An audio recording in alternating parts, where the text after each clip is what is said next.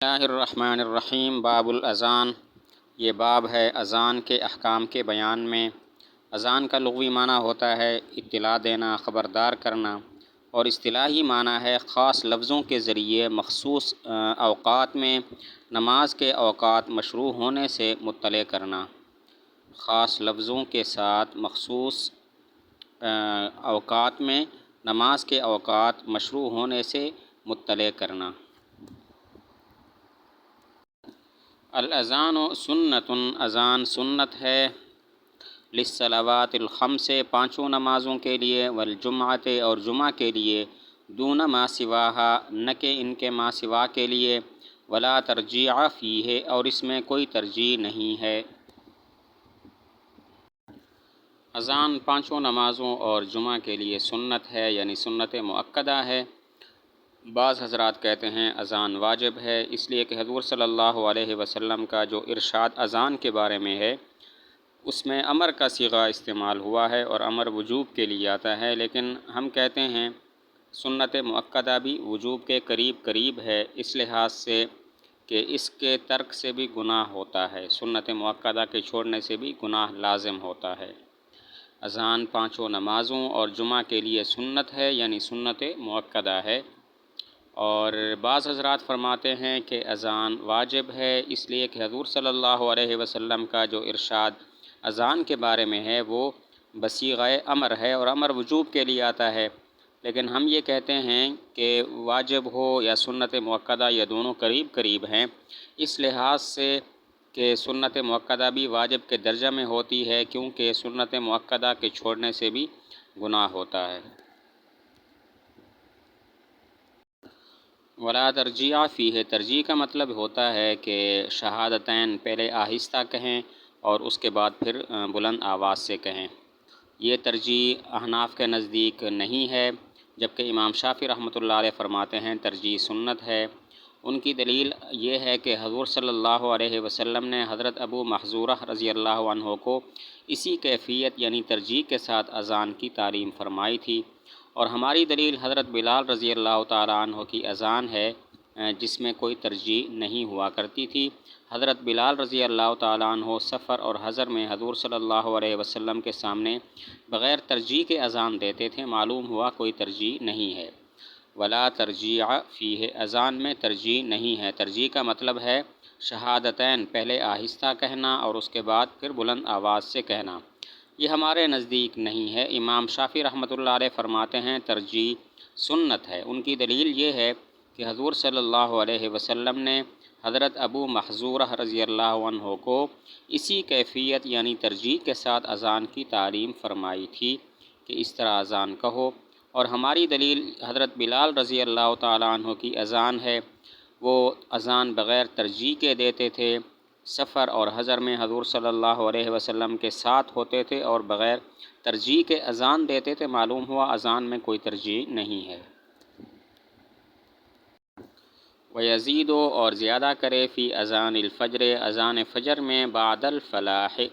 حی علی الفلاح کے بعد، الصلاۃ خیر من النوم، نماز نیند سے بہتر ہے، مرتین، دو مرتبہ۔ فجر کی اذان میں حی علی الفلاح کے بعد الصلاۃ خیر من النوم دو مرتبہ کہے۔ یہ حضور صلی اللہ علیہ وسلم کی قول اور فعل دونوں سے ثابت ہے۔ روایت ہے کہ حضرت بلال رضی اللہ تعالیٰ عنہ ایک مرتبہ اذان فجر دی اور پھر حضور صلی اللہ علیہ وسلم کو نماز کی اطلاع دینے کے لیے حاضر ہوئے، تو معلوم ہوا حضور صلی اللہ علیہ وسلم سو رہے ہیں، تو حضرت بلال رضی اللہ عنہ نے عرض کیا الصلاۃ خیر من النوم۔ حضور صلی اللہ علیہ وسلم نے جب یہ کلمات سنے تو انتہائی پسندیدگی کا اظہار فرمایا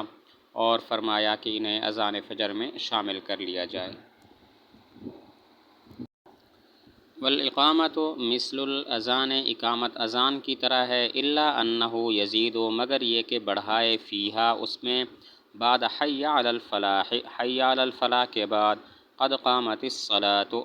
مرتین، دو مرتبہ، ویترسل فی الاذان، اور ٹھہر ٹھہر کر کہے اذان، ویحضر فی الاقامۃ، اور اقامت جلدی کہے، ویستقبل بہما القبلۃ، اور دونوں کو قبلہ رخ ہو کر کہے،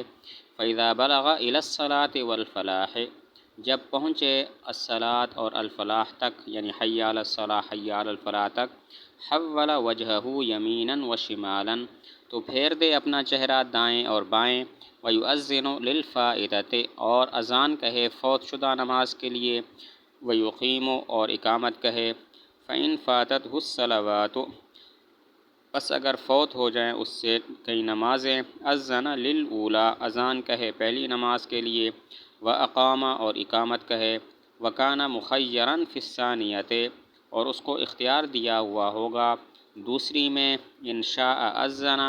واقام، اگر چاہے تو اذان دے اور اقامت کہے، وان شاء اقتصر علی الاقامۃ، اور اگر چاہے تو اکتفا کرے اقامت پر، وینبغی ان یؤذن ویقیم، اور مناسب ہے کہ اذان دے اور اقامت کہے، علی طہر، باوضو ہو کر، فإن اذن علی غیر وضوء جاز، پس اگر اذان دی بغیر وضو کے تو جائز ہے، ویکرہ ان یقیم علی غیر وضوء، اور مکروہ ہے کہ اقامت کہے بغیر وضو کے، او یؤذن وہو جنب، یا اذان دے اس حال میں کہ وہ جنبی ہو،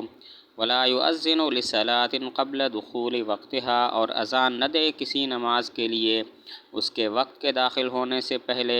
الا فی الفجر عند ابی یوسف رحمہ اللہ، مگر فجر میں امام ابو یوسف رحمۃ اللہ علیہ کے نزدیک۔ والاقامت مثل الاذان، اقامت بھی اذان کی طرح ہے، یعنی کلمات دو دو مرتبہ ہیں، بس فرق یہ ہے کہ اقامت میں حی علی الفلاح کے بعد قد قامت الصلاۃ دو مرتبہ کہے گا، اقامت اذان کی طرح ہے، یعنی کلمات دو دو مرتبہ ہیں، فرق یہ ہے کہ اقامت میں حی علی الفلاح کے بعد قد قامت الصلاۃ دو مرتبہ کہے گا۔